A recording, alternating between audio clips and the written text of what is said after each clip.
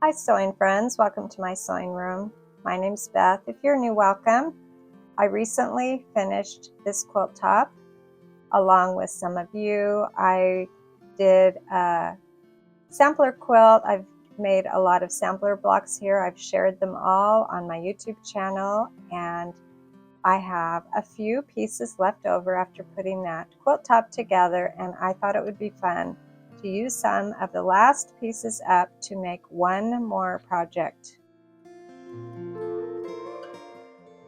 I even had a baggie with the leftover triangles cut off from some of those half square triangles I made. I've got a lot of these, and I almost decided to add them to my project today, but I'm going to set them aside and use them later.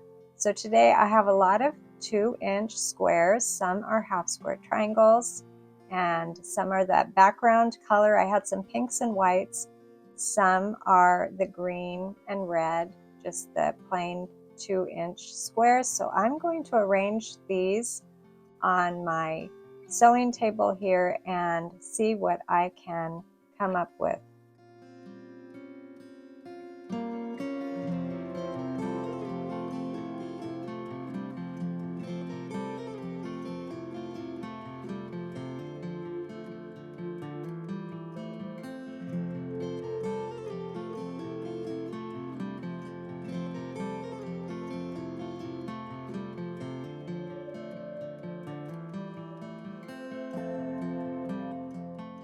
I didn't have many of those half square triangles left. I think those are the real fun ones to use. And I only have, I think, 8 half square triangles that were left over, which is really amazing when you make a whole quilt top and that's all you have left. But that's all I have left, and I'm going to use some of those squares, and I've decided I'm going to make a little zipper bag with some of these pieces rather than putting them back into my stash. Before I even file them away, I'm going to sew them together and make something useful.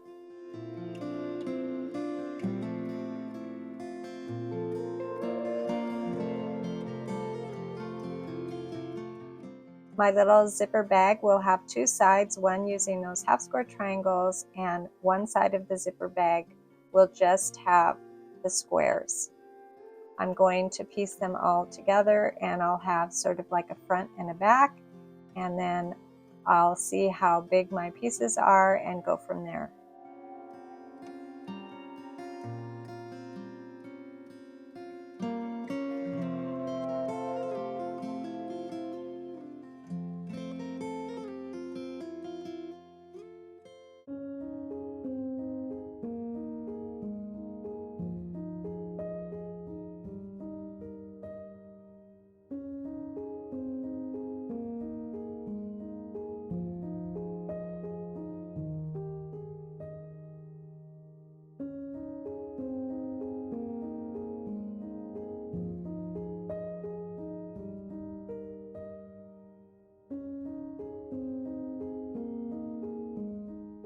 So now that I have the outside sort of started, I need some more supplies. I have a zipper, some lining, and I decided to add 1 strip to make my bag just a little bit bigger.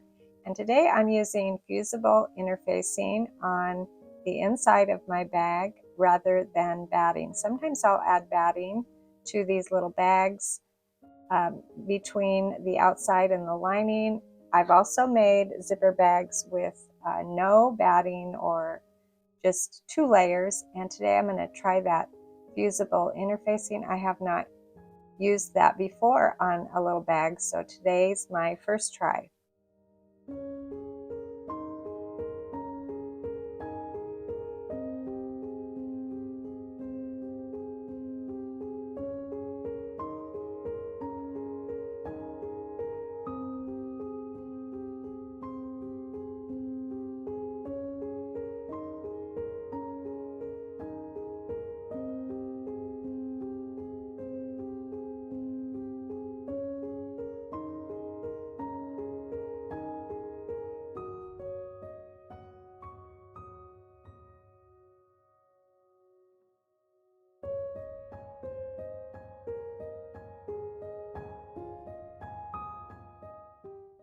Here is the outside of my bag, and I'll press it, and that green strip will be sort of the bottom of the bag. So once I fold my bag, that green strip will be on the bottom.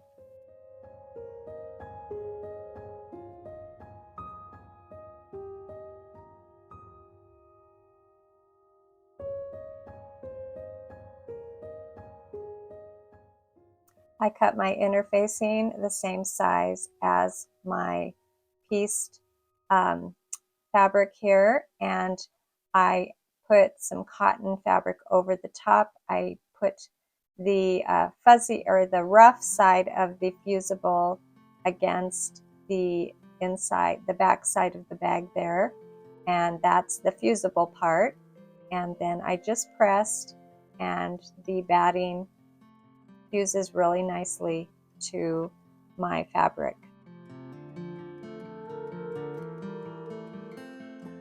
Here I'm just cutting the lining to match the size of my bag.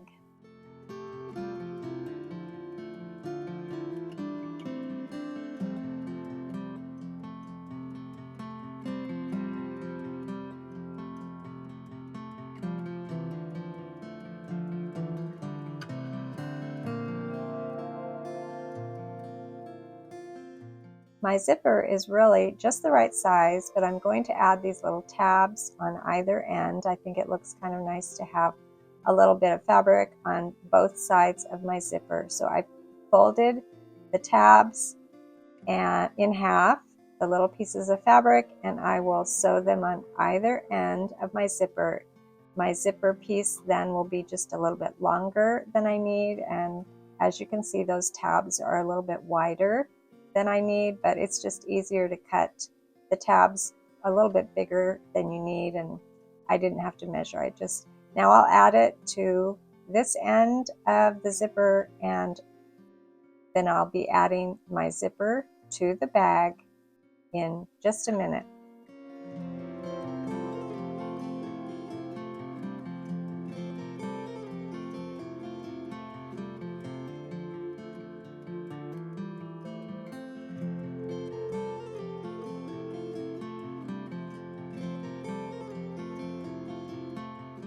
I tried to center the zipper facing the right side of my bag, and then I laid the lining, and the right sides are together, the lining and my little bag.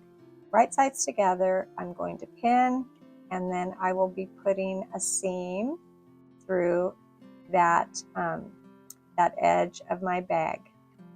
I'm going to move my pins because trying to work around the camera here, I don't want them in the way of my seam. And also through the 3 layers, the lining, the zipper, and the front of the bag.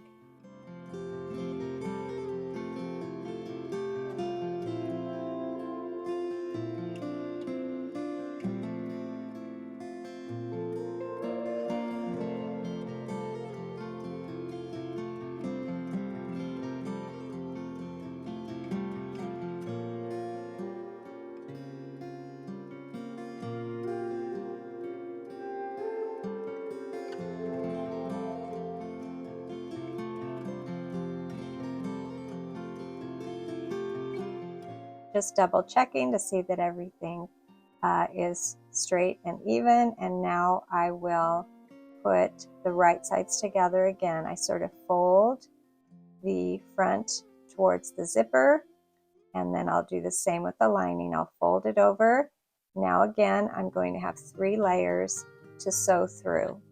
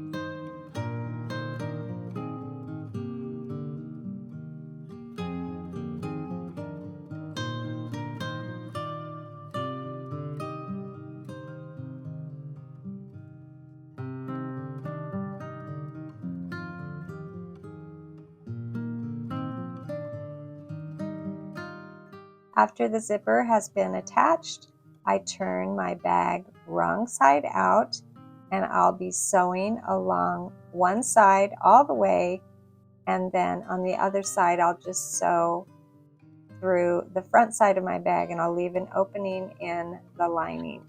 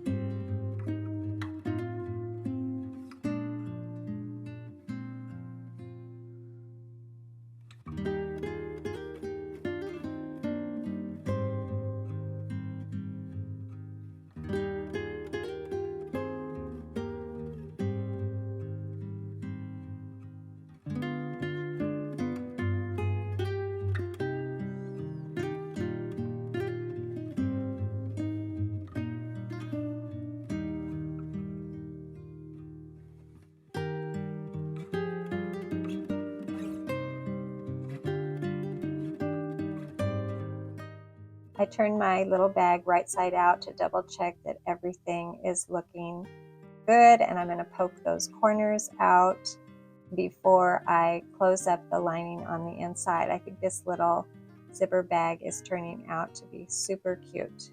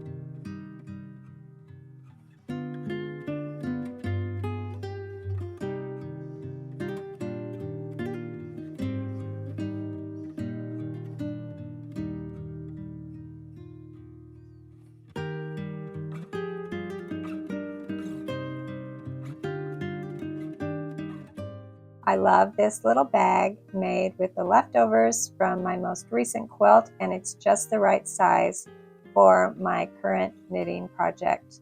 Thanks for joining me today, and I'll see you next time.